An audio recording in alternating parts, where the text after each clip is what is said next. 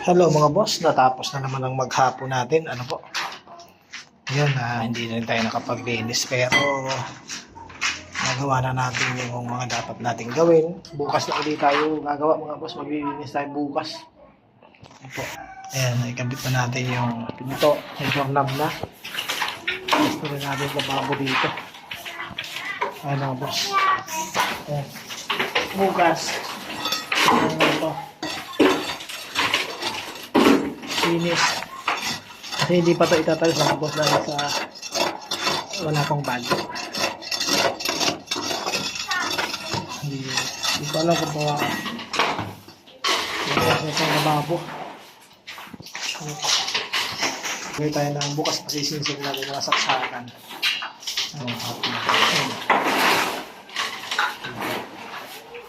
Okay. Oh. Ito natin, sakto lang. Pero kung hindi ko to mga boss, binago. Ito to.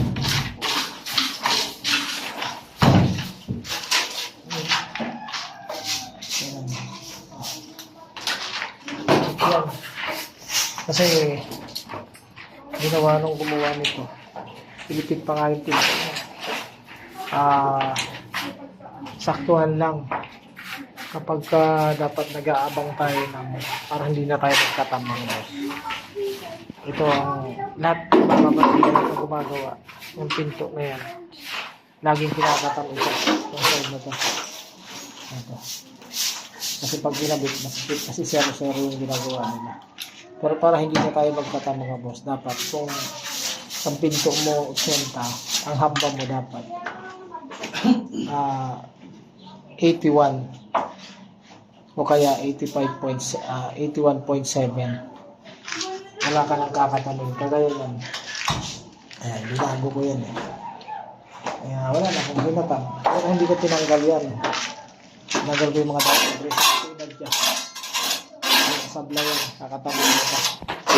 O siya, may sila na konti. Ayan.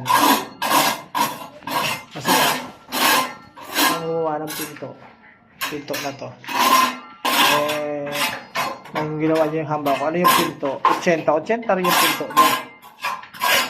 80 rin yung hambang ginawa niya. Hindi yung sasakto. Nagkakatam ka talaga dito. Kaya din sa, gumagawa kayo ng pinto, dapat, yung pinto niyo 80, ang hamba niyo dapat 80.7. Sakto yan. Kasi yan mga boss may bisagra pa yan eh. Yung bisagra kasi halos 0.5 pagka hinabit mo lang. Diba? Hindi naman pwedeng pag inano mo yung na yan yung bisagra. Diba? Na dikit na dikit sa wala mangyayari din. Hindi talaga obra. Kaya dapat huwag nyo isasakto dun sa laki ng pinto yung mukha ng hamba po niyo. Okay? Para wala. Hindi naman magkatamlalo kapag ang kahon yung subok. Pero magkatam. Mga boss. Okay mga boss, bukas ulit. Shout out sa inyo lahat.